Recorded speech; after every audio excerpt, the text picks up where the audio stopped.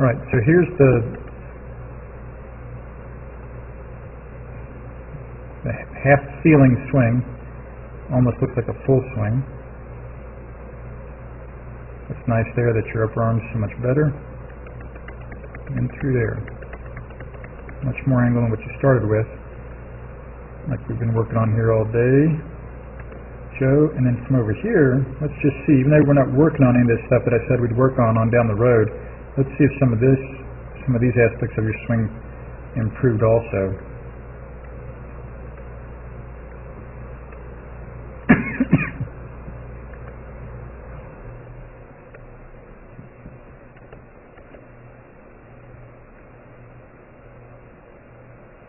Yeah, a little better.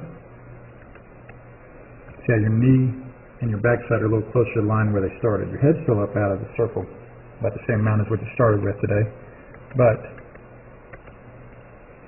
your knee and your backside are a little more in the spot where they started, so that's good news. And again, you're not even working on that. So over here, compared to where you started, and this face on view. The right is the start, the blue. Yep, yep. The old gold and the new blue are the differences.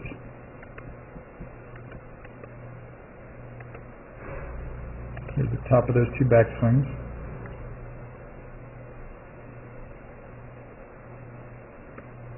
And on impact. See right through here, you see how much straighter your left arm is on the new blue. Okay? Which is more like the tour players. And again, this last one, like you saw, you see the ball taking off pretty well there. You got that ball flight pretty decently. And here's the added angle. And your hand's about that far above the bleachers back in the background. Much more of an angle there, Joe. You get no angle before. Right, right. You get no rest. Beautiful work, bud. Okay. And again, this looks more like we were seeing with Ernie else there, right? Instead of the straight arm stuff. Or straight wrist stuff, I mean. See, obviously now the overall feel of the swing, like we're saying, is like it's all wrist. But you see there's still plenty of hip and shoulder turn there. You're facing the target, you know. Right there. Your head's outside the circle, your weight's on top of your left foot. Over here. Even though it feels to you like it's all wrist. So again, on the dragging it down, you see the four categories, much different feel, but it looks a lot different on the video than it would feel. All right? Mm-hmm. Anybody any questions about that? What's going on there? And I would love for you to just hit a lot of balls like this, and as you practice now in the next 1 or 2 weeks, find out how far they go, and how consistently kind of airborne and straight they all are. And then make some swings that do indeed feel like a real full swing to you. And then next time I see you, you can tell me, you know, which batches tended to go better. Again, hit batches this way. Don't just hit one way and one the other way. Hit 6 or 8 or 10 balls with the half feeling swing, and 6 or 8 or 10 balls with what feels to you like a full swing. And go back to the half feeling swing. You see what I mean? And do it with all the different clubs, and just kind of see what you learn from it. Okay? And trust that, you know, there's about a 90% chance to look better on the video when you do the half feeling swing. All this. All right? Are you saying that one should become a full swing and half swing? Time will tell. Enough out of that? Time will tell. We'll see how far you actually hit it. You know, next time we're together, I can see that some balls probably over the time after that, see how far you're hitting, and you report back to me how far you're hitting it. So quite often what will happen, Joe, is people will say, yeah, man, I'm hitting it just as far this way. And I'm more controlled, and I'm hitting more consistently straight or this way, so I'll stick with this and call it my full swing. But not everybody does that. Time will tell. You know, just as you and I keep learning about your game together. All right? But I sure love that look. Okay. And now we're simply going to do a toe touch exercise. Put your feet together. Going to try to touch the floor. Go ahead. As you can see, we touch the floor. What do we normally see? See, a lot of athletes go to about this point, that's it. Okay? And the reason they all come in and tell me, they say it's because their hamstrings are so tight, they can't touch their hamstrings or touch their toes. We simply put something in between their knees. Now squeeze your knees. There we go.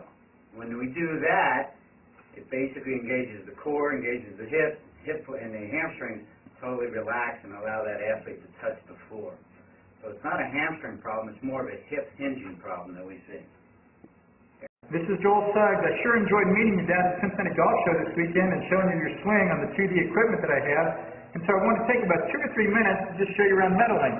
This is the studio I use in the winter for all my students. You see there's the down-the-line camera angle for our 2D equipment.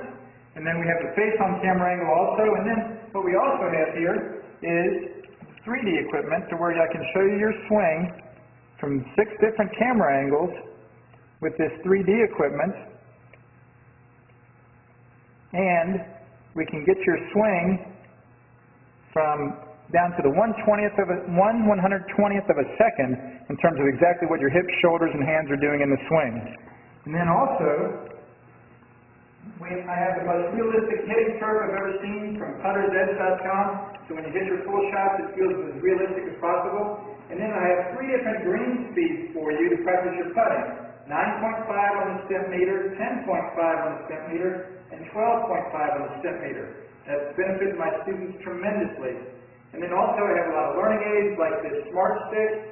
You can see the rest of those learning aids over here in my bag that we can work on to help you learn the certain fields in your golf swing that you and I both want. And then also I help my students a lot with their equipment through the winter. This is a frequency analyzer where we twang your club and it gives us a reading here. And then also we plot your whole set, each club on these lines to see if the set is really matched or not. Quite often they aren't, and it helps my students tremendously when they find out what clubs are the offending clubs. Then if we get tired of being indoors and we want to go outdoors and hit some, we can do that. It's my daughter. Ellie, good to see you. I haven't seen her in weeks. No wonder you've been gone, Ellie. You've been out here playing in the snow all this time. But this is our natural turf area. This is closed until April, as you can see. But it's a fantastic area where we can step outside and hit some balls and get some real ball flight.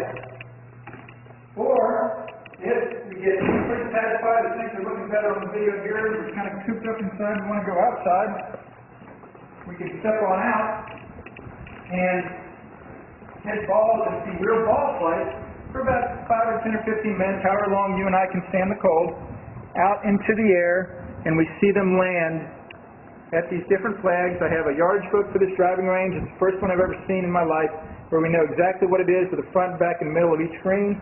And again, the covered area here is heated, so we stay out there for about 5, 10, 15 minutes, like I said. It enables us to see some ball flight, and then we get satisfied that things are looking the way we want, and we come back inside, take off our coat, and look again at the video equipment to see how your swing's looking, to make sure that you understand it. And then notice too, my exercise ball up top here, and then also, so I help my students a lot with their fitness through the winter, and then I will help you also with your sports psychology, with your golf psychology from the golfpsych.com people down in Texas. That's helped my students tremendously a lot over the years too. So again, I sure enjoyed meeting you down at the Cincinnati Golf Show this weekend. I look forward to seeing you again out here this summer at Meadowlinks, or even right now in the winter. I have a lot of people that work on their games with me right through the winter. Check out more information about the things I do to help you at joelsuggs.com. Take care.